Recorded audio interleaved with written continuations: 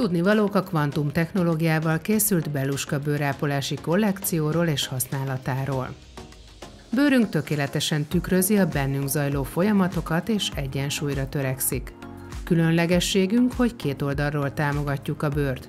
Kívülről a kozmetikai kollekciónk használatával, míg belülről a kapszula szedésével, ami természetes fényvédő, fotoprotektív hatóanyagokat tartalmaz.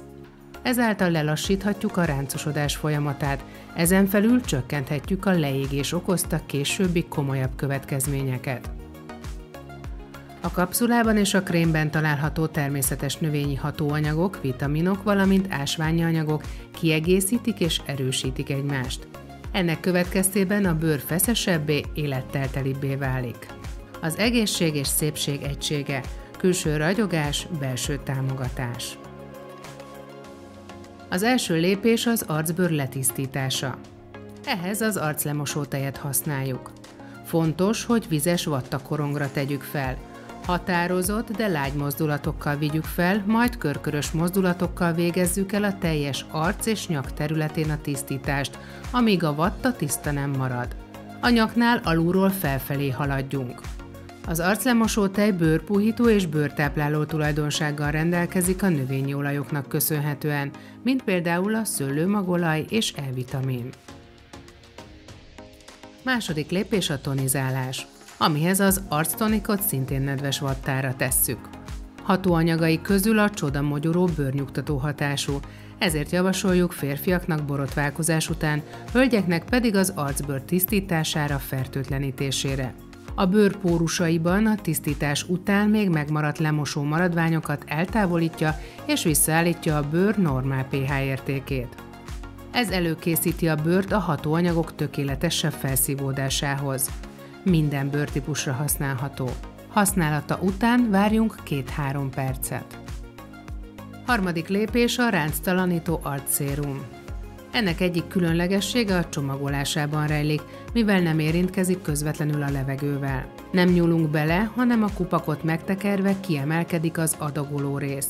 Így a szérumba nem tudnak bejutni a kezünkön esetleg megmaradt kórokozók, nem avasodik vagy gombásodik, sokkal tovább eláll és biztonságosabb, mint a tégelyes kiszerelés. Ebből nyomjunk egy adagot a tenyerünkbe, majd osszuk el a homlokra, a két orcára, majd az állra. Ami marad, azt a nyaktól simítjuk felfelé és kifelé a hajtő irányába. A szem körül körkörös laza mozdulatokkal haladjunk, majd a szem alatti részen kifelé nyomkodjuk nagyon óvatosan a halántékig 3-szor. Annak, akinek táskás vagy barna foltos a szeme alatt, a benne található koffein kiviszi a méreganyagokat, a pangó vizet, valamint feloldja a zsírlerakódásokat, amivel az arckontúrja finomabbá válik. Magas koncentrációban tartalmazza a hatóanyagokat. Különlegessége az egyik legritkább szarvasgombafajtának, az isztriai fehér szarvasgombának a kivonata, ami természetes botox hatású.